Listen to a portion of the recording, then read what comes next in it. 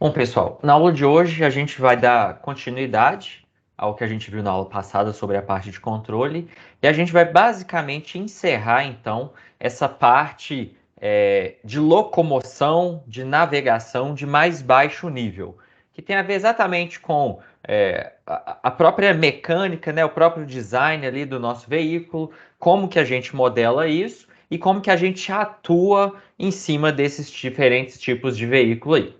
E aí, a partir da próxima aula, semana que vem, a gente vai entrar no nível mais alto, né, de abstração, em que a gente vai efetivamente passar a considerar o planejamento dos caminhos que a gente quer que os robôs sigam. E a gente vai entender que, depois que eu sei o caminho, a gente já vai saber e a gente já vai conseguir fazer esses robôs seguirem ali aquele caminho, porque a gente está fechando hoje essa parte de controle. Então, se a gente for relembrar e concluir tudo que a gente viu aí nas últimas aulas, a gente começou lá na parte de locomoção, falando, né, sobre os diferentes mecanismos. Depois a gente entrou nessa parte de modelagem, em que a gente introduziu especificamente o conceito do modelo cinemático. E quando a gente falou do porquê que a gente estava estudando cinemática, a gente viu que a cinemática é exatamente esse campo da mecânica, campo da física, que está preocupada principalmente com a representação, a manipulação da posição, velocidade e aceleração. E a gente viu que a gente, dentro do modelo cinemático, né, ele estava naquele contexto de cinemática direta e cinemática inversa. Lembrando então que quando a gente fala de cinemática direta, a gente está basicamente tentando fazer aquela associação em se eu passar determinadas velocidades para os meus atuadores, como que isso vai refletir no comportamento geral do meu sistema?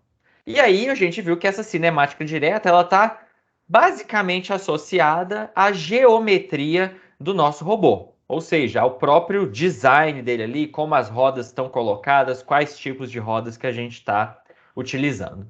E já a cinemática inversa, como o próprio nome diz, a gente está no sentido contrário.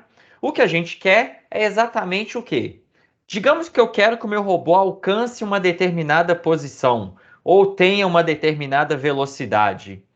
Quais são as velocidades em mais baixo nível nas rodas que eu devo aplicar para o meu corpo rígido, né, para o meu robô como um todo, desempenhar aquela velocidade mais geral ou alcançar aquela determinada posição ou configuração?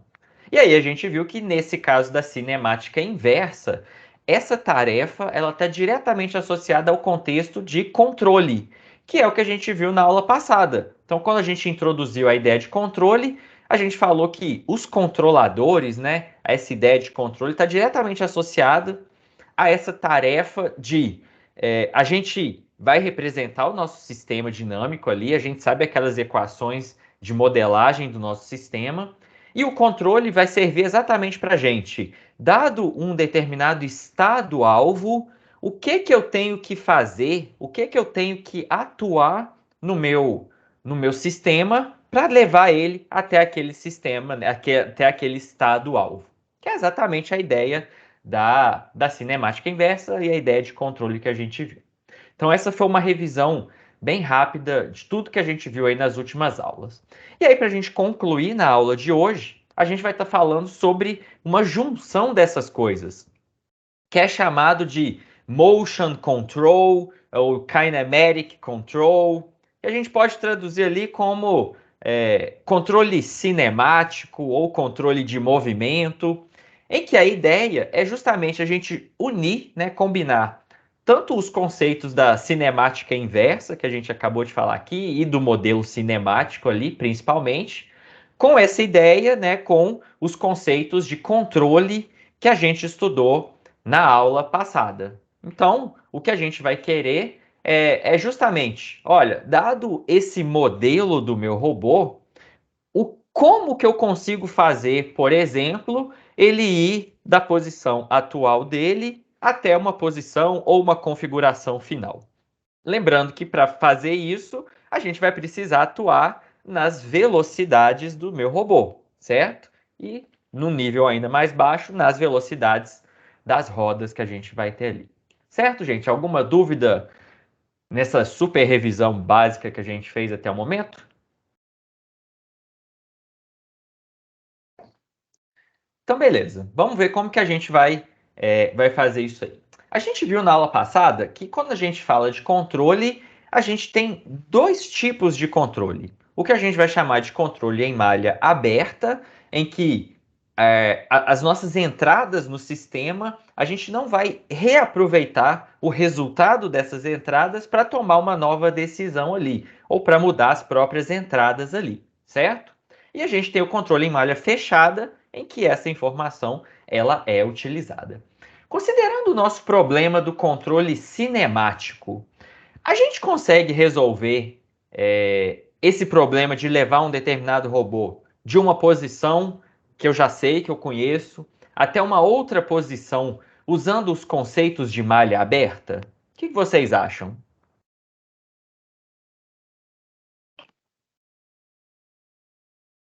Será que a gente consegue fazer isso? Então, sim, jeito simples que a gente pode ter se a gente estiver considerando, por exemplo, um veículo, um robô diferencial, é especificar a priori um caminho e dividir esse caminho, por exemplo, em diferentes segmentos. Sendo que a gente sabe que esses segmentos, né? Por exemplo, nós podemos ter segmentos que são retas ou arcos de circunferência, considerando um robô diferencial, e a gente sabe que essas retas e esses arcos de circunferência, eles vão ser bem definidos. E aí a gente viu na ideia do controle em malha aberta, né, a aula passada, em que basicamente o que a gente precisaria ter então é determinar as velocidades necessárias para eu percorrer aquela determinada reta ali. E no caso dos arcos, a gente também ia precisar fazer esse controle de direção e comprimento, certo? E aí no final, a gente ia alcançar um tipo de navegação que ia ser mais ou menos parecida com essa aqui. Ou seja, a gente sabe exatamente o tipo de, de caminho que o meu robô deve executar e a gente vai colocar, aplicar nos atuadores, né, atuar ali velocidades que façam com que o meu robô execute exatamente esses diferentes segmentos que a gente vai ter dentro do nosso caminho, certo? E aí o mais simples que a gente viu é a gente ter segmentos de retas e arcos de circunferência ali como primitivas do nosso caminho. Mas como a gente viu e falou na aula passada, isso aqui teoricamente vai funcionar? Sim. Só que como a gente viu, quando a gente está utilizando um controle em malha aberta, a gente tem diferentes problemas, diferentes desafios aí.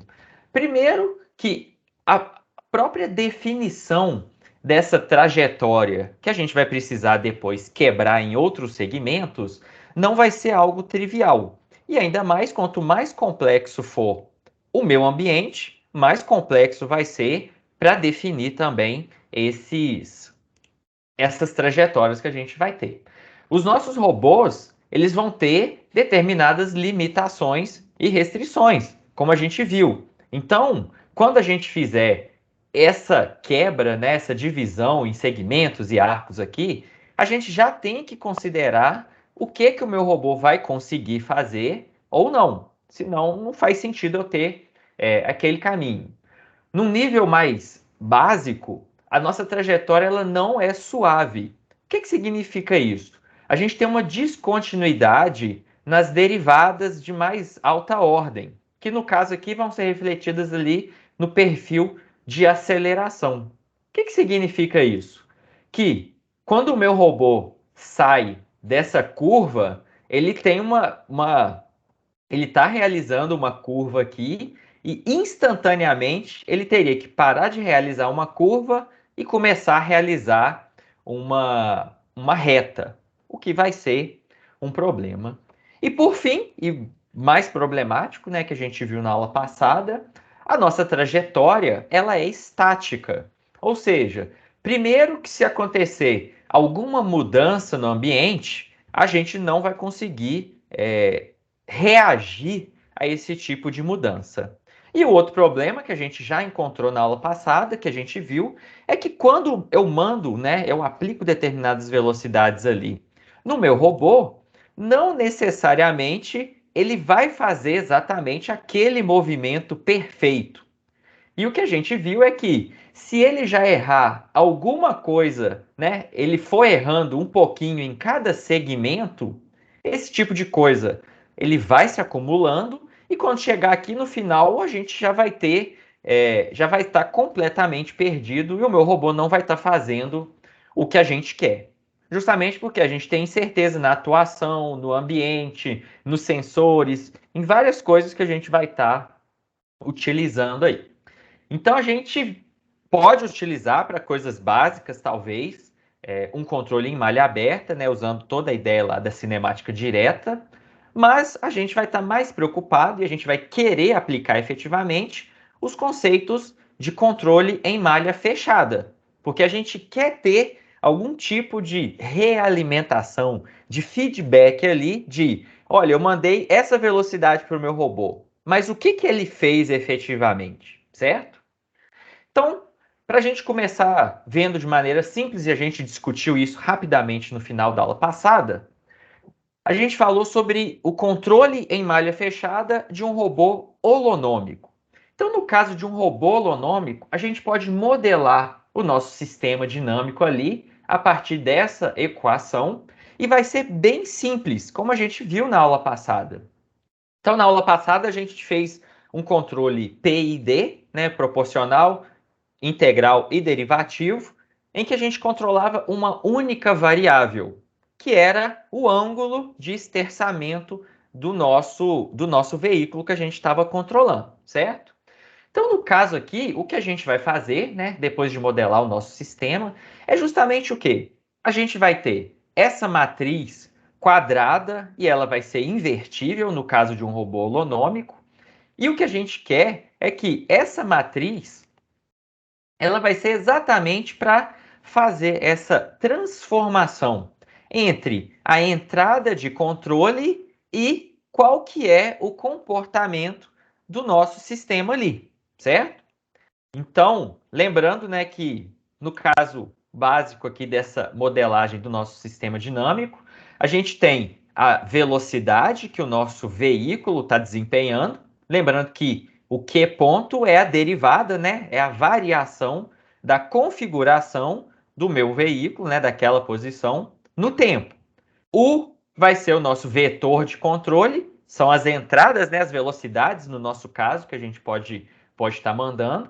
Ou, como a gente viu na aula passada, uma possível entrada de controle é o próprio ângulo, né, da direção, né, da roda direcional ali. E essa matriz G, então, ela vai ser usada para fazer essa ligação entre a entrada e o resultado ali que a gente vai ter, certo? Como que a gente pode fazer isso, então, de maneira bem simples, né?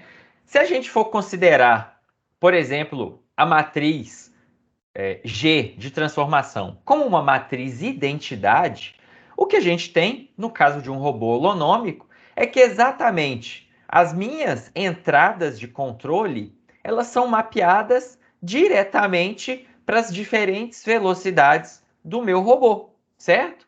Então a gente consegue, tendo a ideia da matriz identidade, associar essa nossa entrada de controle, por exemplo, a essa matriz de ganhos, que a gente vai estar usando um controlador proporcional aqui, e associar essa matriz de ganhos à nossa matriz, né, ou o nosso vetor aqui no caso, de erro. Sendo que, como a gente falou também na aula passada, a gente consegue fazer esse controle, né, de maneira combinada aqui para as três variáveis que eu quero controlar, para as três variáveis que vão precisar ser modificadas, que é o x, o y e o θ da minha configuração, certo? E aí, o que a gente já viu, né, lá dos nossos modelos cinemáticos, é que se eu sei a velocidade agora que essa entrada de controle, e aí a minha entrada de controle é a entrada de controle igual a gente viu na aula passada de um controle proporcional simples.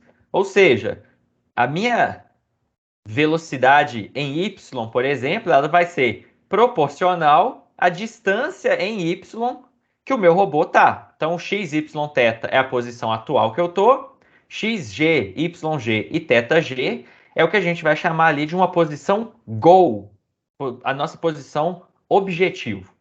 E aí a gente consegue mapear isso nas velocidades, especificamente que eu quero que o meu sistema tenha, e como a gente já viu lá na nossa aula de modelos cinemáticos, a gente consegue transformar esses valores dessas velocidades em valores de velocidades para as rodas. E como que a gente vai fazer isso? Usando exatamente os diferentes modelos cinemáticos. Então a gente pode usar tanto o modelo, por exemplo, do Robotino, que a gente utilizou, como pode ser qualquer outro modelo não holonômico que a gente consiga, né? Que a gente tenha essa cinemática inversa aqui, em que a gente tem, dado as minhas velocidades que eu quero ali, como que eu transformo isso em velocidade de cada uma das rodas ali. Certo, gente? Alguma dúvida aqui? Então, basicamente, esse exemplo, a gente só estendeu o conceito simples que a gente viu de controle proporcional na aula passada. A gente poderia, ao invés de usar simplesmente um controle proporcional aqui, também adicionar todos os outros termos que a gente viu? Poderia, tranquilamente. Então, como a gente viu, isso vai depender da complexidade do seu sistema e do grau de precisão, né, que você vai precisar ali também para isso. Então, se a gente for olhar aqui, né, peguei lá o nosso código do Robotino.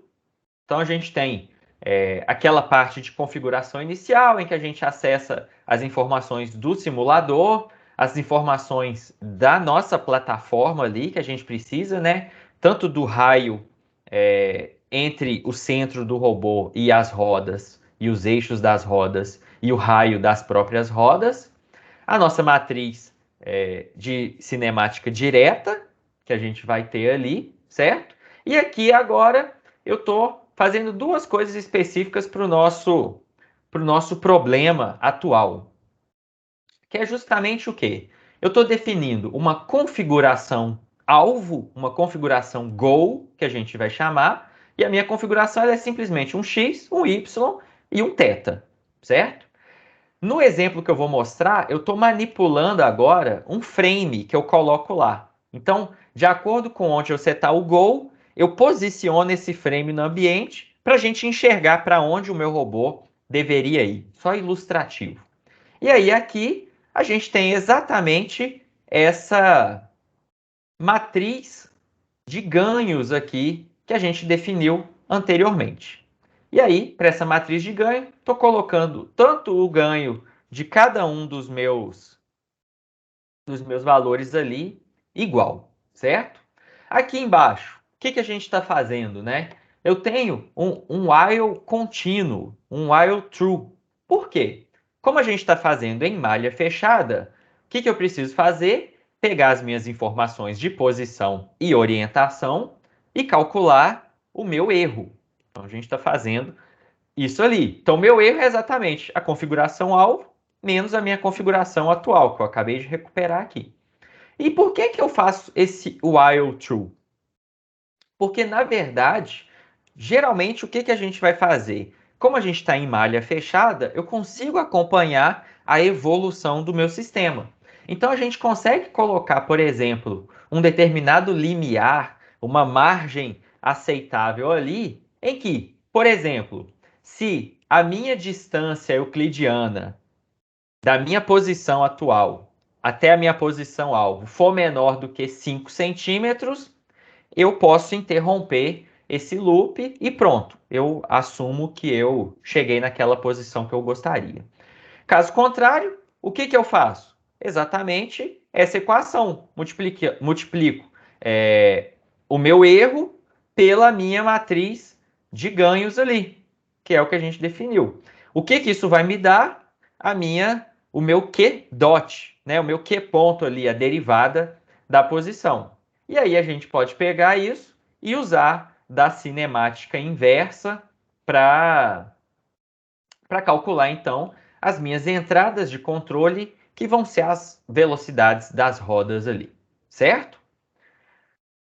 A gente for executar isso no nosso simulador, e aí vou abrir aqui o nosso robozinho Robotino. Então, coloquei ali inicialmente só para a gente ver uma posição, ele está na posição 0, 0 aqui, né? E 0 de ângulo. E aí eu coloquei que ele deve ir para a posição 3, 3, 90 graus. E aí, se a gente mandar executar, está aparecendo ali em cima aonde a gente quer chegar, né? Tanto a posição quanto a orientação. E a gente vê que o nosso robô, então, ele vai caminhando e corrigindo cada uma dessas nossas variáveis de maneira conjunta. E o que a gente vê, como a gente está usando um controlador proporcional, quanto mais perto eu estou do meu alvo, menos ele atua. Ele é proporcional. Se a distância, o erro é pequeno, a minha atuação ela é pequena também. Então, olha, quando ele já está quase chegando, ele está devagarzinho chegando até aquele alvo ali, certo? Então, daqui a pouco ele vai chegar e pronto, parou, certo? Por que ele parou? Porque ele chegou a menos de 5 centímetros que eu coloquei como sendo a minha margem de segurança. E aí a gente pode colocar vários outros pontos para o nosso robô e caminhando ali, né? Então, vocês viram lá, né? Ele estava apontado com a orientação para cima, agora ele está navegando aqui para o outro lado, certo? A gente vê que tem um errinho ali, né, da posição dele.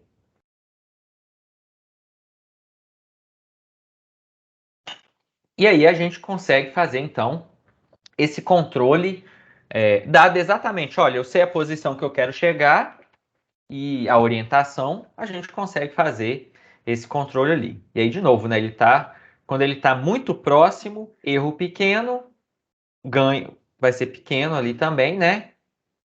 E aí a gente pode fazer esses diferentes tipos de controle.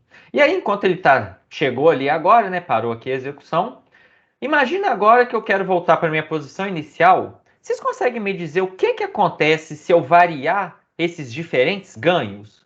Por exemplo, se eu colocar o ganho associado ao termo X muito maior do que os outros, o que vocês acham que vai acontecer? Porque deu para ver aqui, ó, que ele está sempre fazendo um comportamento bem parecido.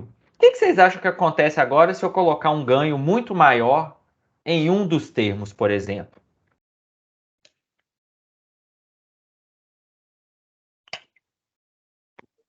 Fazer uma trajetória mais curva, talvez. Uma reta curva?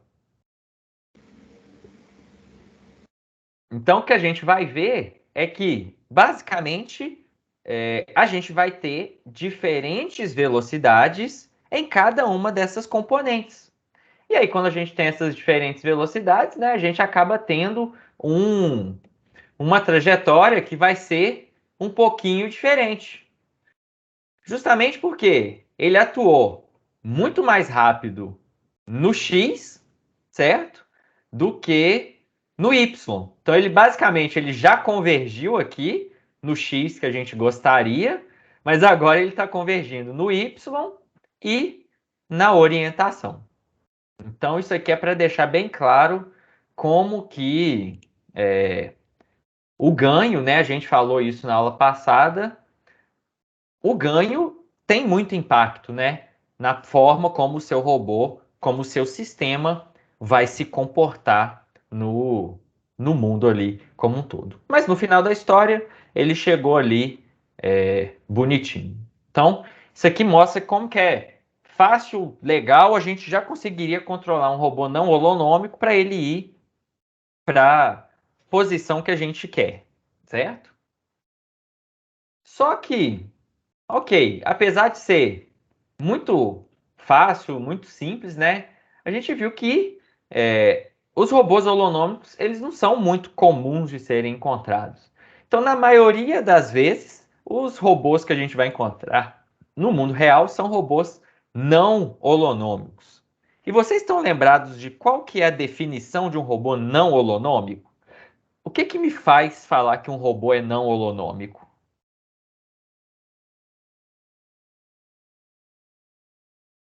Alguém me fala aí.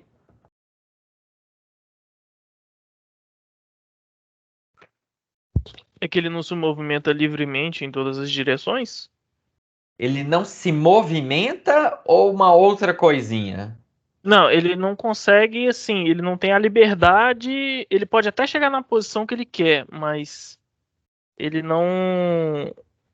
Por exemplo, se ele pode estar travado só em um eixo, por exemplo, ele só consegue ir para frente, aí ele teria que usar as rodas para poder virar a orientação? Então, Eu não sei. traduzindo mais ou menos o que você falou, o que a gente vai ter Ah, é, a gente até consegue se movimentar na maioria dos eixos ou em todos os eixos ali. O que a gente não vai conseguir é esse movimento direto, né, instantâneo, que a gente chama. Justamente porque, diferente dos robôs holonômicos, a gente não consegue atuar em todos os graus de liberdade do nosso robô. No caso do que a gente acabou de ver, os graus de liberdade do meu robô ali são três, né? O X, o Y e o θ. E a gente consegue atuar em todos eles instantaneamente e independentemente. Mas a gente não vai conseguir fazer isso nos nossos sistemas, nos nossos robôs não holonômicos, certo? Então, o controle não vai ser tão simples e direto como a gente acabou de ver. Então, a gente vai precisar de uma modelagem um pouco mais complexa, justamente porque a matriz G de transformação ali, ela não vai ser quadrada, certo? E aí, qual que é o nosso objetivo agora? A gente vai apresentar e discutir rapidamente alguns controladores que a gente encontra na literatura, mas a gente não vai entrar muito em detalhes de, mas por que que isso foi feito assim, certo? Então a gente vai basicamente entender o funcionamento desses controladores, mas o projeto, né? Ok, se eu tiver esse outro sistema não holonômico aqui com essas outras características, como que eu faço o projeto de um controlador para esse outro sistema especificamente? Isso está fora do nosso escopo. Justamente porque, como a gente falou na aula passada, essa parte, né, da teoria de controle, tudo que está envolvido aí, é muito maior do que o que a gente vai ver na nossa aula. Então, o nosso objetivo, né, o que a gente quer aqui é pegar um determinado controlador, entender como é que ele está funcionando ali e aplicar ele nos nossos sistemas, certo? Então, a gente vai falar aqui de três controladores básicos ali para fazer esse controle de um sistema não holonômico e, no nosso caso especificamente, um sistema basicamente uniciclo, né? De um robô diferencial, como a gente já falou anteriormente. Então, qual que é o nosso objetivo? É justamente, a gente tem um determinado robô, no caso aqui do exemplo, um robô diferencial, em que a gente não consegue atuar em todos os graus de liberdade. Então, no caso de um robô holonômico, o que a gente viu é que o nosso robô ele conseguiria fazer esse trajeto em azul, né? Ele faz exatamente esse trajeto porque a gente consegue corrigir simultaneamente atuar, né, em todas as variáveis, em todos os graus de liberdade.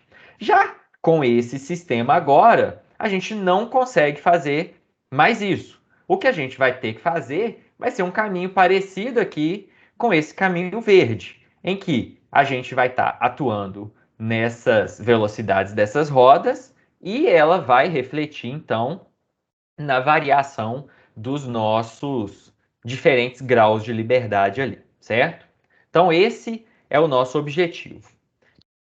E aqui vale a pena a gente falar também que um dos jeitos mais simples que a gente teria para fazer esse tipo de controle também seria fazer um controle que a gente chama de um controle turn and go, que é quase que um controle desacoplado. O que é esse controle desacoplado?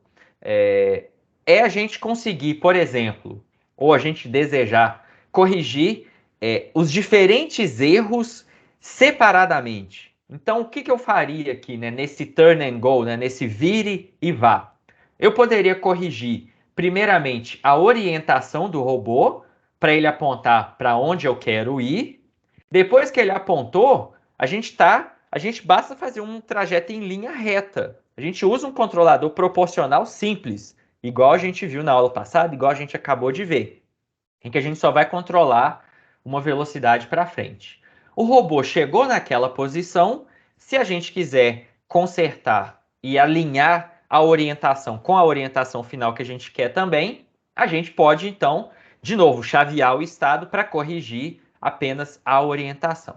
Mas o que a gente vai estar estudando aqui são controladores que tentam controlar, né, e minimizar o erro nessas três variáveis ao mesmo tempo, né, para ficar uma navegação mais suave e eficiente aí.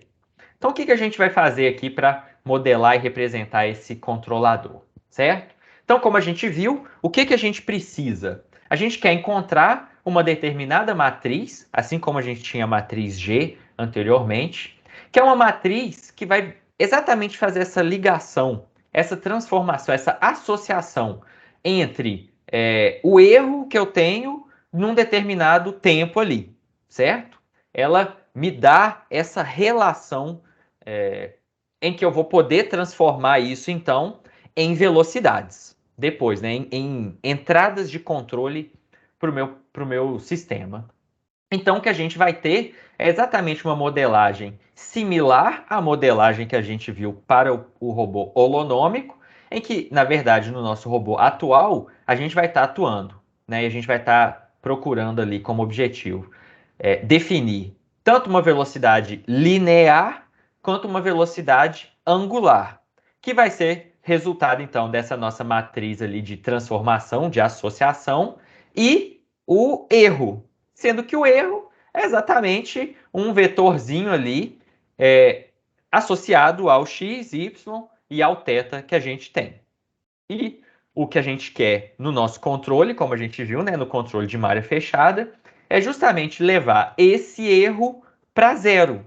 Então, quando a gente tem um controle proporcional ali e o ganho, e a gente faz o cálculo do erro e o erro chegou em zero, é justamente porque a gente alcançou o nosso estado objetivo. Então, aqui só uma modelagem. Nesse controlador, então, né, que a gente vai estar trabalhando, como eu falei, a gente está basicamente usando a representação do que a gente chamou que é um modelo do uniciclo, que a gente pode usar para representar tanto um robô diferencial quanto um veículo de asa fixa. Esse veículo, esse tipo de robô, então, são exatamente veículos em que eles têm uma determinada velocidade que é alinhada, né, com o eixo ali de deslocamento, e a gente tem linear, e a gente vai ter uma certa velocidade angular também. Então aqui a gente está só representando o nosso modelo cinemático em que as velocidades linear e angular que eu estou aplicando ali localmente no meu robô são transformadas, né? A gente tem essa decomposição nas minhas velocidades ali, né? Linear em x e y e a velocidade angular também no meu θ, no meu referencial inercial, certo? Ou seja, o meu robô ele está se deslocando ali no mundo. E a gente consegue fazer essa associação pelo modelo cinemático do nosso veículo, que é o modelo uniciclo, né? Em alto nível aqui para a gente. E aí, esse controlador que a gente vai ver, então, o que ele propõe? Ele propõe exatamente fazer uma transformação de coordenadas cartesianas, x, y ali que a gente tem, para coordenadas polares. Então, de novo, a gente não vai entrar no detalhe de por que foi proposto isso. A gente está pegando um algoritmo pronto e a gente vai estudar e entender como que ele funciona ali, certo? Então, a justificativa é que fica mais fácil representar as variáveis do meu problema que estão envolvidas ali quando a gente está usando coordenadas polares, certo? E aí, falando dessas variáveis, vocês conseguem me dizer, por exemplo, quais são as principais informações que vocês acham que a gente precisaria passar para o controlador, que ele precisa saber para determinar as velocidades que a gente vai atuar? Me fala uma, a principal, que a gente já viu quando a gente está tratando, por exemplo, de um controle proporcional. A posição do robô. A posição do robô, e eu preciso saber mais o quê? O alvo. O alvo, né? Justamente porque o que eu preciso saber entre... Qual que é a relação entre essas duas posições? É o erro. O erro. Eu preciso saber a distância entre essas duas coisas, certo? Muito provavelmente isso vai estar associado à velocidade linear, né? Se a gente começar a pensar na intuição. Porque quanto mais longe, mais eu quero acelerar, né, naquela direção. Já falando dessa dica, né? Vocês conseguem pensar alguma outra coisa que eu preciso saber? Eu preciso saber só a posição do alvo? Lembra que o meu robô agora ele tem uma frente. Basta ele simplesmente acelerar? Orientação também. Né? Ah, eu preciso saber da orientação do robô e de mais o quê? Orientação do robô, orientação do alvo. Eu preciso Do saber erro da orientação. isso, eu preciso saber também aonde está o alvo e eu preciso saber qual que é a orientação final que eu quero alcançar, porque a gente está querendo fazer o controle aqui da configuração completa. Então, a gente vai ter essas três variáveis que a gente vai estar trabalhando ali, certo? Que a gente vai informar para o nosso controlador e ele vai usar essas informações para determinar as nossas entradas de controle.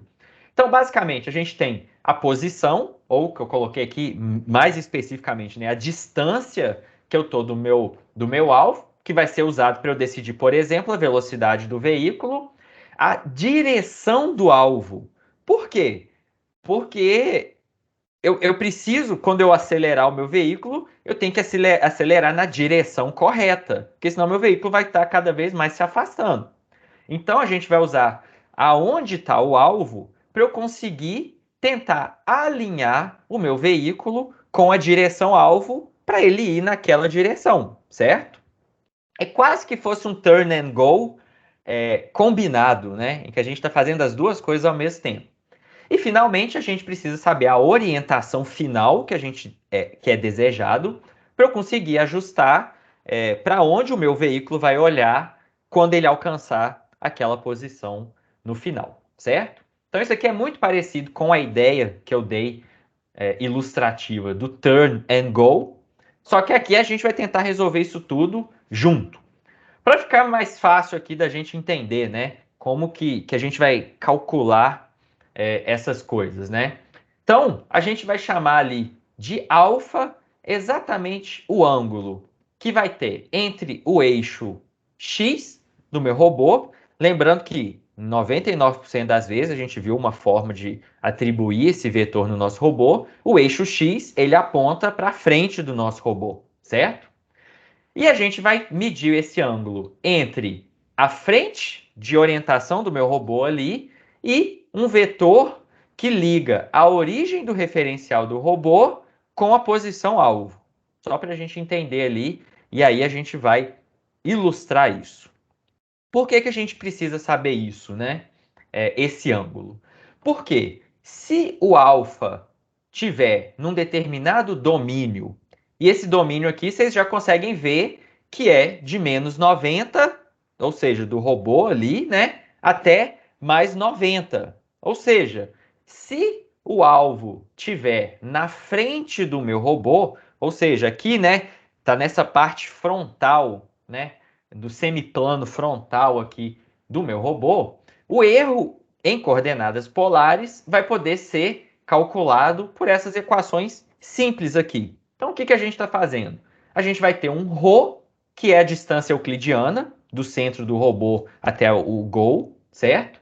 A gente vai ter o alfa, que é exatamente esse ângulo entre o quão longe a minha orientação atual do robô está do alvo e não é da orientação final, certo? Então, a gente tem aqui a minha orientação usando lá o ATAN2, que nos dá exatamente a orientação do outro ponto, e a gente vai ter um beta que me dá exatamente o erro entre a minha orientação e a orientação desejada. Então, no livro vocês vão encontrar essa representação do menos θ menos alfa, mas geralmente eu vou representar aqui como o alvo, né? O meu ângulo alvo que eu quero, final do gol, né? Meu θ gol ali, menos a orientação do alvo, porque vai ficar mais fácil de manipular, mas é a mesma coisa, certo? Assim, alcança o mesmo resultado. Então, isso aqui vocês vão encontrar no livro. Isso aqui é só para ilustrar melhor o que cada uma dessas variáveis está fazendo. E aí, só para tentar representar um pouco melhor essas três variáveis que a gente vai estar trabalhando, né? Então, a gente tem o ρ, que é exatamente essa distância euclidiana da origem do meu robô, né? Do sistema de coordenadas do meu robô, e a posição alvo que eu quero ali. A gente tem o alfa, que a gente acabou de falar, que é exatamente esse deslocamento entre o meu x e esse vetor, que é um vetor que liga, né, como se fosse um vetor que passa pela origem do meu sistema de coordenadas do robô e passa pelo gol. Então tá aqui, ó, aquele x chapéu ali, certo? A gente tem esse vetor com esse ângulo, né? Um vetor tem um ângulo aí. Então o alfa mede exatamente essa distância. Só para ficar, né, a intuição. Quando eu minimizo o alfa, quando eu levo o alfa para zero, o que eu estou fazendo? Eu estou alinhando o meu robô em direção ao gol, certo? E finalmente a gente tem o beta, que é exatamente, né, como a gente viu ali, vai estar associado tanto ao alfa quanto ao θ, que ele está associado à orientação final que a gente quer alcançar. E aí, como eu falei, eu gosto sempre de usar esse θ goal, porque eu acho que facilita a entender também, certo? Então, o meu θ goal, no final da história que eu quero, é só saber, lembrando que, olha, o meu robô, quando ele está alinhado e vindo em direção ao gol, depois ele vai ter que se alinhar para esse outro lado aqui, correto? Então, é como se fosse um errinho ali entre, né, a direção do gol e a orientação final que eu quero alcançar. Então, aqui só reforçando, falando de cada uma dessas variáveis. E aí eu chamo uma atenção aqui, né, muito grande, é que sempre que a gente estiver calculando tanto os ângulos alfa e beta, a gente tem que normalizar esses ângulos para eles ficarem no domínio semi-aberto ali, menos π, π, certo? Porque senão, se a gente não fizer a normalização para esse domínio aqui, quando a gente estiver somando ângulos, a gente pode somar alguma coisa e vai fazer o robô girar para o lado errado, né? Então, a gente sempre normaliza esses caras aqui. Então, são basicamente essas as variáveis que a gente vai usar e que a gente quer controlar, certo? E aí, o que a gente fez, né, como a gente falou, é proposto nesse controlador a transformação do nosso sistema de coordenadas cartesianos, em que o sistema nosso ele é representado por esse modelo cinemático do uniciclo, e a gente vai fazer a transformação para os sistemas de coordenadas polares. Então, considerando todas as variáveis ali que a gente acabou de ver, né, que a gente vai querer estar atuando nessas variáveis aqui, então tá aqui, né, as variáveis que a gente está atuando, a gente consegue transformar esse modelo usando essa equação aqui, certo? Então, as nossas velocidades linear e angular vão ser convertidas, né, para essas velocidades aqui nesse novo sistema de coordenadas usando essa matriz. E aí, o que a gente tem que saber, como a gente já falou, dependendo se o alvo tá, a direção do alvo tá atrás do robô ou está à frente do robô, certo? Na verdade, aqui seria até mais intuitivo se essa linha tivesse aqui no robô, correto? Vou até mudar depois.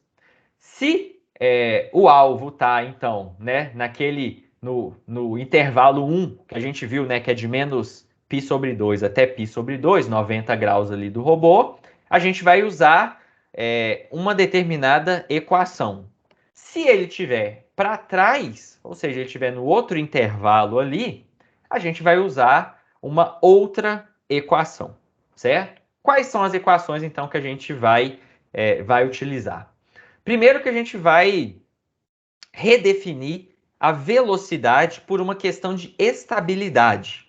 Então, o que a gente vai fazer? Se o alvo estiver para trás, a nossa velocidade ela sempre vai ser negativa. Então, tudo que a gente calcular ali, a velocidade ela vai ser negativa.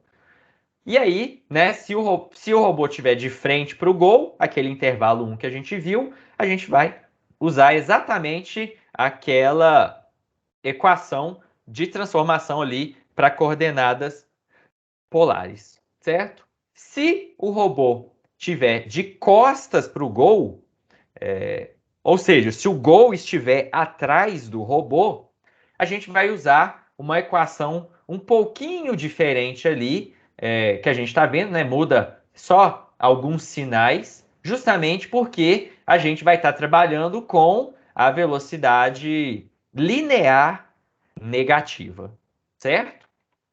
Então, essa é basicamente a definição ali do nosso controlador. É um controlador proporcional também, certo? Então, dado essas equações que a gente vai utilizar, uma para cada alvo ali, a gente vai poder, então, definir essa lei de controle linear, em que a gente vai estar calculando, né, cada um daquelas variáveis, que são basicamente os erros que a gente tem. Se a gente for lembrar, essas variáveis aqui, elas representam os erros. E a gente define, então, né, a gente consegue calcular exatamente a nossa velocidade linear e a velocidade angular que a gente precisa aplicar para o nosso robô, de forma que ele consiga seguir, né, e atuar de acordo com esse controlador, que é baseado nessas equações que a gente acabou de ver aqui. Como eu falei, não vou entrar em detalhes, vocês podem ver mais detalhes no próprio livro. Acredito que a intuição ficou clara aqui, né, que teve a transformação do modelo uniciclo do sistema de coordenadas cartesiano para um sistema polar. E a gente tem duas equações, porque a gente vai falar um pouquinho mais disso daqui a pouco, quando a gente olhar o exemplo, né, por questões de estabilidade. E aí a gente define, então, dada essa lei de controle linear, a gente tem exatamente esse controlador que ele vai levar o robô até a posição 0, 0, 0, considerando as minhas novas variáveis. Então, quando eu falo que eu quero levar o ρ até 0, lembra lá que ρ é a distância. Então, o que eu quero? Eu quero que ele vá para perto do negócio, se alinhe vá para perto do gol, né, em termos de deslocamento, se alinhe com a direção do gol, porque ele tem que ir naquela direção, né? E no final, que ele também minimize o erro da orientação final, que é a desejada. Certo? E aí, dada a minha velocidade linear e a velocidade angular, o que a gente já viu é que efetivamente a gente consegue fazer a transformação dessa velocidade linear e angular do nosso corpo rígido, né, do nosso robô, para a velocidade angular da roda esquerda e da roda direita, que é o que a gente está atuando, né, num nível mais baixo ali. Certo? E aí, só para a gente ver aqui, a gente vai rodar agora esse controlador, né? Quais que são as características desse controlador? Então, a gente vai precisar definir exatamente as nossas constantes proporcionais ali, né? K rho, K alfa e K beta, que a gente está chamando. E aqui tem um exemplo, né? Usado no livro ali. E por que a gente usa, né? A gente tem aquela inversão se o alvo estiver para trás ou se o alvo estiver para frente do meu robô. exatamente para a gente conseguir ter uma prova de estabilidade, em que, se vocês olharem aqui, o nosso robô, com esse controlador, né, com essa lei de controle aqui, ele nunca muda a direção de movimento. Ou seja, ou ele vai chegar no alvo indo só para frente, ou ele vai chegar no alvo, por exemplo, só andando para trás, certo? Ele nunca vai começar andando para trás e depois ir para frente, certo?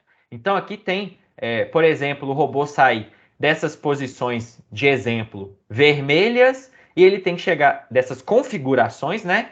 E ele tem que chegar nessa configuração verde aqui nos dois exemplos. Então, nos dois exemplos, como vocês podem ver, ele está sempre andando para frente ou para trás, certo?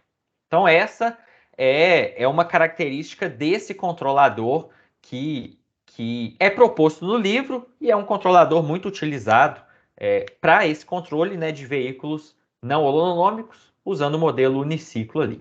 Então, principais características que a gente tem é que o sinal de controle ele é constante, ou seja, ou ele vai ser positivo, indo para frente, ou ele vai ser negativo, o robô vai para trás. A posição, ela nunca muda, certo?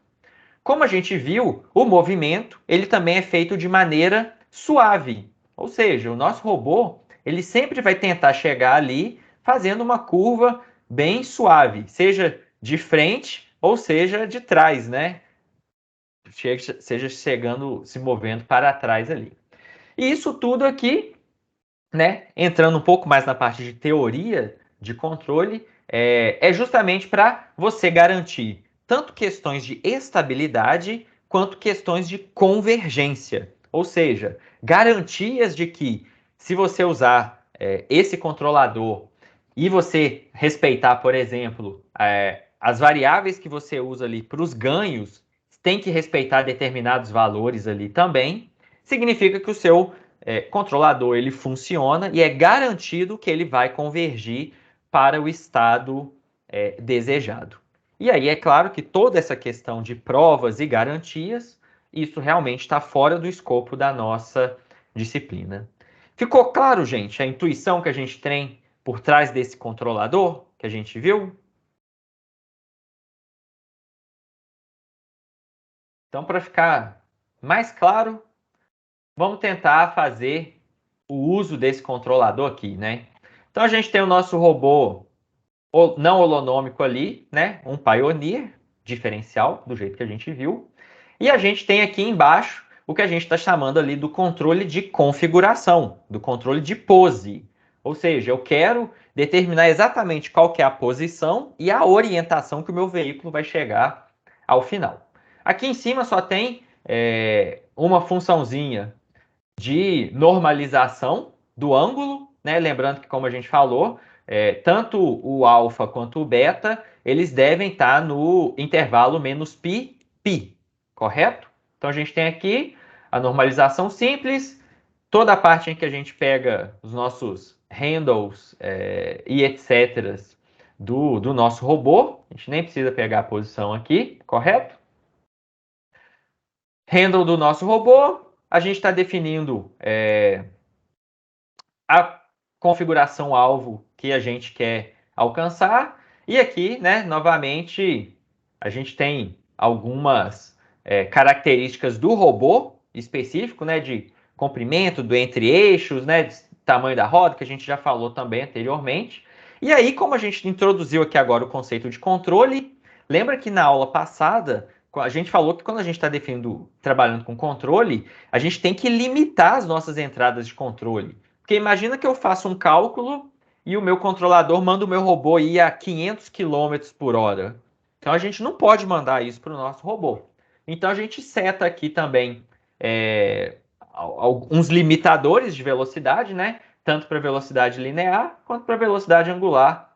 Quais que são os valores máximos que eu quero que sejam atuados ali no meu robô, certo? E aí eu coloquei o meu while aqui, ao invés de ser um while true, como eu já vou estar trabalhando com aquela variável ρ, que é a distância, eu também estou usando ela. Ó, enquanto for maior do que 5 centímetros, o robô atua. Então, como que a gente implementa esse controlador? Tá aqui, ó, bem simples, né? Essa parte aqui de cima, só estou calculando o erro, né? Definindo ali a configuração do robô, calculando o erro, né? No x, y e no θ. Aqui, estou fazendo o cálculo daquelas minhas variáveis, né? Do ρ, do alfa e do beta, exatamente igual a gente viu. E aí, destacando aqui que a gente precisa normalizar os ângulos ali, certo? Estou usando aqui um valor um pouquinho diferente dos valores que foram propostos ali no livro. Isso tudo depende do seu sistema, né? Você vai ter que ajustar esse tipo de coisa. Para funcionar aqui com o Pioneer, eu ainda tive que dividir por 20, né? Para fazer um scale ali e diminuir bastante. E aí aqui, basicamente, tem aquela conferência, né? Em que, se o alvo tiver na parte da frente, eu não faço nada. Se o alvo tiver na parte de trás, a gente viu que a gente tem que usar diferentes valores ali para os nossos alfas, né, para a gente ter isso. E o que eu faço aqui? Eu estou só mudando o valor da constante, né, KR, porque aí automaticamente a minha velocidade linear ela vai mudar. Por enquanto, eu não vou estar fazendo esse tratamento aqui, olha, que é exatamente o que está sendo feito ali embaixo. Não vou fazer esse tratamento para a gente ver o que acontece. E aí, a gente está aplicando aqui a nossa lei de controle linear. Ou seja, eu calculo a minha velocidade linear angular baseado no ρ, alfa e beta. Calculo a velocidade linear angular baseado no ρ, alfa e beta. E aí, basicamente, o que eu estou fazendo aqui é limitar as velocidades para aqueles máximos que eu defini lá em cima e usar o modelo cinemático para a gente definir, né, as velocidades de cada uma das rodas baseado na minha velocidade linear e angular que eu acabei de calcular lá em cima. E aí eu mando para o meu robô. Ou seja, um controlador que às vezes o pessoal acha que é complexo, está aqui implementado em poucas linhas. Então vamos ver o que esse cara vai fazer aqui, olha. Eu vou mandar ele para a posição 2, ele está lá em cima, olha. Eu vou mandar ele para a posição 2, menos 2 em 90 graus, né? Ele tem que vir aqui para baixo mais ou menos, né? Vamos ver. Então tá aqui, ó, o alvo para onde que ele tem que vir. E aí a gente vê que atuando com aquele controlador ali, o alvo estava para frente, não fez diferença nenhuma ali para o meu robô. E aí a gente vê que ele vai chegando, né? De novo, é um controlador proporcional.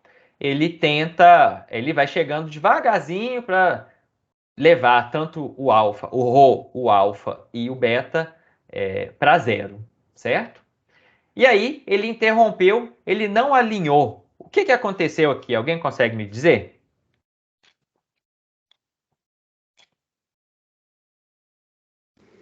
Ele já chegou a 5 e não terminou a atuação, né? Isso, olha, como eu interrompi aqui, eu não estou considerando a orientação para eu quebrar o meu loop. Então eu estou basicamente considerando só a distância e isso aqui muito provavelmente é alguma coisa que se a gente controlar o nosso ganho, ele vai... isso aqui é como se fosse o overshoot que a gente falou na aula passada, né? Então ele tentou alinhar muito e acabou passando. E talvez ele estava querendo atuar um pouquinho para alinhar voltando, mas era muito baixo e ele não conseguiu voltar ali, certo? Vamos tentar agora ir para um outro gol aqui e ver o que ele vai fazer, certo? Olha, a gente acabou de falar, ele está vindo aqui para esse gol aqui embaixo, olha, não sei se vocês estão vendo. A gente acabou de falar que o nosso robô ele só deveria andar para frente, certo? A velocidade constante, não só andar para frente, né? A velocidade linear constante, com sinal constante.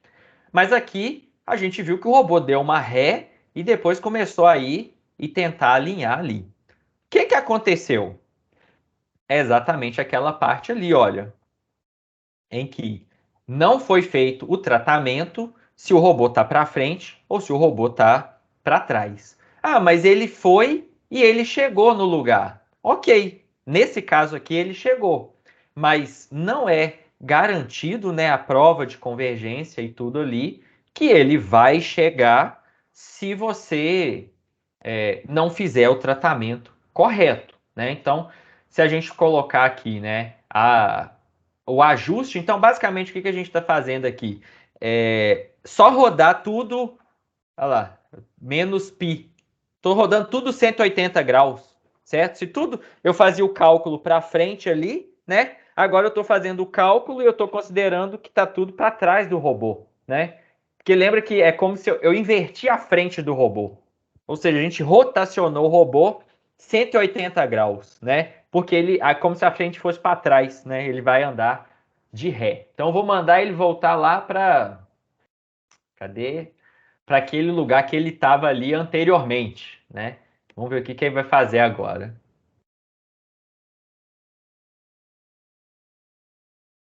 Então agora a gente viu que ele efetivamente fez o que deveria fazer, né? Então, não sei se ele vai alinhar, vamos ver se ele vai alinhar, porque tem toda essa questão do ganho, né? Que a gente tem coisa. E eu tô botando aqui, ó, 5 centímetros, né? Então, vamos ver. Parou. Mas dessa vez ele foi de ré, né? Não alinhou. Não, então, dessa vez ele foi de ré, porque aqui, ó, eu vim aqui agora e eu fiz o tratamento completo, certo? Isso aqui estava comentado antes, ok? Então, isso aqui foi só para chamar essa atenção, né, de que isso aqui, o que está fazendo? É isso que eu acabei de falar, né? A gente tem todo o cálculo do ρ, alfa e beta considerando a frente do robô, mas se tiver alguma coisa para trás do robô, é como se a gente rotaciona todo o nosso sistema de coordenadas de 180 para considerar tudo para trás, né? Então, o alfa passa a ser para trás e o beta passa a ser para trás também. Por isso que aí a gente consegue fazer exatamente esse tipo de navegação que a gente acabou de ver aqui também, né? O robozinho veio aqui e andou ali para frente, né? Porque para frente não muda nada, né? Quando a gente fez o primeiro teste. O segundo teste não tinha esse tratamento, ele deu ré e depois foi para frente. Isso pode dar problema, né? Com as provas de convergência e tudo. E aí, finalmente, a gente está fazendo agora todo o tratamento para ele efetivamente ter esse sinal constante ali. Ficou claro, gente?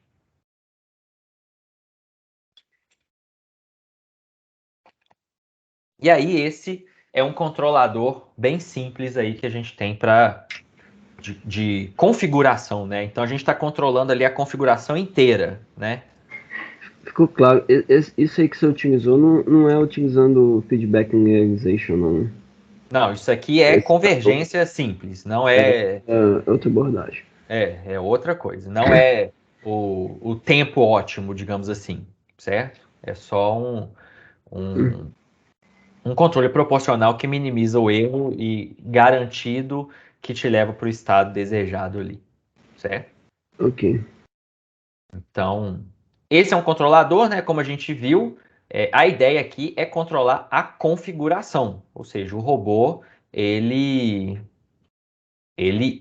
ir completamente, né? Aqui ele não parou, quando a gente falou, né? Questões de ajustes, né? Você pode gastar mais tempo aqui tentando fazer esse ajuste para ele convergir direitinho, né? Para a posição e para a orientação que você quer. E aí, para a gente concluir a aula de hoje, eu vou falar de dois controladores também, que aí é o que a gente chama de um controlador de posição. Ou seja, a gente não interessa a orientação que o robô vai chegar naquele ponto, certo? Que são controladores simples e que muitas vezes a gente usa esses tipos de controlador nos nossos projetos, pesquisa, né, e para controlar um robô de verdade, porque eles são bem simples considerando esses outros. Não que esse outro não seja simples, né? A gente acabou de ver aqui que esse outro controlador, ele tem 20 linhas ali, né? Só que o que a gente vai ver, ele tem menos, né? Ele tem 2 linhas. Então, ele é um pouco mais simples. Então, o primeiro controlador que eu vou deixar aqui de referência para vocês é o controlador do Deluca e Oriolo, né? Lá de 94. E que, se a gente olhar, né? Isso aqui retirado do artigo, está aqui embaixo a referência. Quem quiser olhar um pouco mais lá, né, a fundo. É um controlador super simples, em que ele fala que ele tem 2 entradas de controle, né? E se a gente olhar aqui, basicamente, né, as entradas de controle que ele chama de U1 e U2 é uma velocidade linear e a velocidade angular do robô, né? Então ele quer definir exatamente essa velocidade linear e essa velocidade angular. E como que ele faz isso, né? O controlador dele é esse aqui, olha. Ele tem um termo associado à velocidade linear que basicamente define, né, e faz uma associação da velocidade que você tem que ter em x e da velocidade que você tem que ter em y. Como que a gente pode calcular isso aqui? Alguém sabe? A gente pode usar exatamente o conceito que a gente viu quando a gente usou o robô holonômico.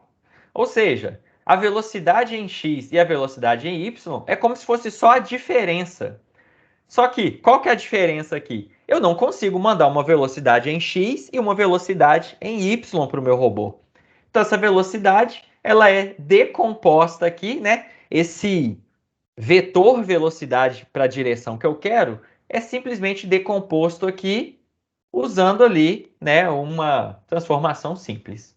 E no caso da velocidade angular, a gente tem muito simples, né? Olha só, é basicamente o termo que a gente viu anteriormente, alfa, em que o que ele quer fazer aqui? Ele só quer minimizar a diferença entre a orientação atual do robô e a direção do alvo.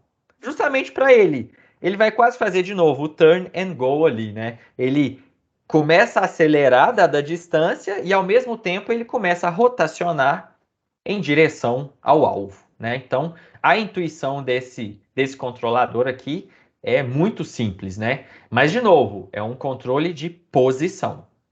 E aí, um outro controlador também bastante utilizado, né? Proposto ali por Desai e colaboradores, é um outro controlador também que a intuição dele é bem simples. Então, de novo, o que a gente quer calcular? A gente quer calcular V, né? A gente quer calcular a velocidade linear e a velocidade angular. Isso aqui é o que eu tenho que mandar para o meu robô para ele chegar na posição alvo, né? E aí, como que esse... Oi. Esse que é o com feedback linearization que eu comentei. Sim. Mas ele também não é ótimo em tempo, não, certo? Não tem essa prova, não. Sim, sim. Então isso aqui está sendo feita uma linearização que é bem simples de vocês imaginarem. Pensa que se você prender uma corda aqui no centro, né, na origem do robô, se você puxar ele no Y, completamente aqui nessa direção, a gente já viu que o seu robô não vai andar. Lembra lá da nossa restrição não holonômica, certo? Então, é muito intuitivo. Se eu puxar um robô aqui, lembrando que a nossa roda ela não derrapa, o seu robô não vai fazer nada. Qual que é a ideia desse controlador? É basicamente considerar que a origem do seu sistema está deslocado de um valorzinho ali. Então agora fica muito intuitivo você pensar que se você tiver uma corda aqui e você puxar 90 graus, o que vai acontecer com esse robô?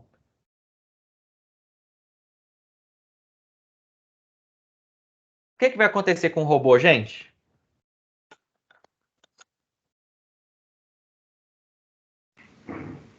Vai rotacionar, né? Ele vai começar a rotacionar. É bem intuitivo, né? Se você tiver uma cordinha ali naquele ponto agora deslocado, quando você puxar ele, né, nessa direção aqui, por exemplo, o seu robô ele vai rotacionar. Agora, se você puxar aqui, exatamente em cima, a nossa restrição holonômica não vai fazer nada, vai zerar, né? Essa velocidade vai ser zero, né? Como a gente lembra lá da equação. Então a ideia aqui, né, é bem intuitivo mesmo. Quando você puxar esse valor deslocado aqui, ele vai começar a rotacionar, e quando ele começar a rotacionar, ele vai começar a se direcionar para o gol que você quer. Então, só para mostrar um desses controladores de posição aqui, né, o De Luca e Oriola ali, funcionando também aqui no nosso robô. Então, tem aqui, né, eu vou até tirar já isso daqui, ó, porque a gente não precisa dessa normalização, copiei de cima mesmo, né? Toda a mesma coisa de cima. Qual que é a diferença? O meu gol agora, ele é só uma posição. O meu robô vai chegar lá qualquer orientação, certo? A gente só quer que ele chegue naquela posição ali. E aí, a gente está fazendo exatamente, né? Calcula aqui a configuração do robô, só para copiei de cima ali, né? A gente precisa da configuração de qualquer jeito, né? Do θ. Lembrando que a gente precisa do θ aqui, né? Para eu fazer a decomposição do vetor velocidade. E aí, o que a gente vai ter, né? A gente está calculando aqui, eu continuei chamando, né, de ρ, nem precisa desse ρ aqui, mais uma vez, né, o famoso Ctrl+C, Ctrl+V, não preciso desse ρ, né, que esse ρ veio de cima, mas eu preciso saber o dx, dy. Aqui, olha, é exatamente o dx e o dy que a gente está usando aqui, como se fosse, né, a velocidade, a componente de velocidade que eu quero associado proporcionalmente ali à distância em x e à distância em y. E aí a gente calcula aqui diretamente esse controlador. Então a gente vê que isso aqui é um controlador que leva o meu robô até uma determinada posição e ele tem duas linhas ali, certo? Então se a gente for rodar aqui, né, e mandar ele para a posição -2, 2,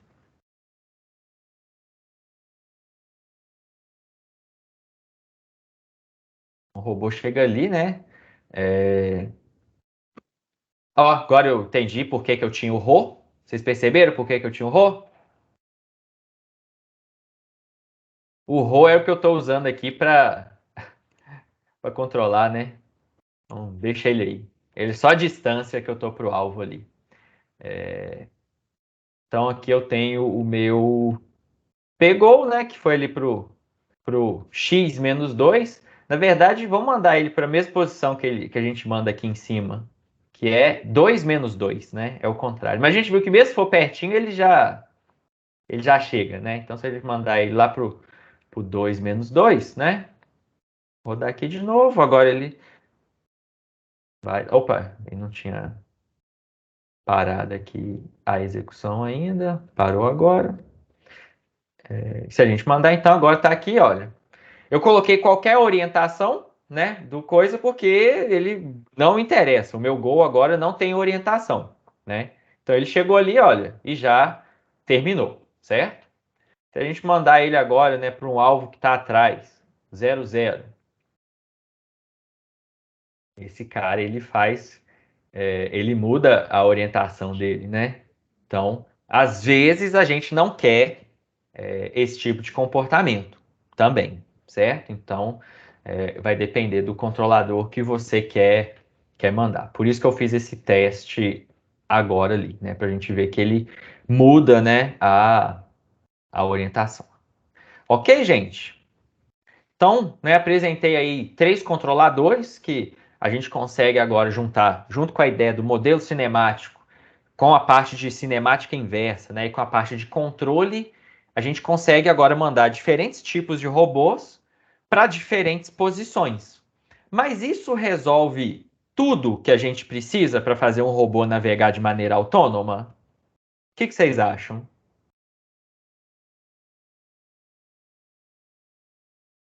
Então, não, certo?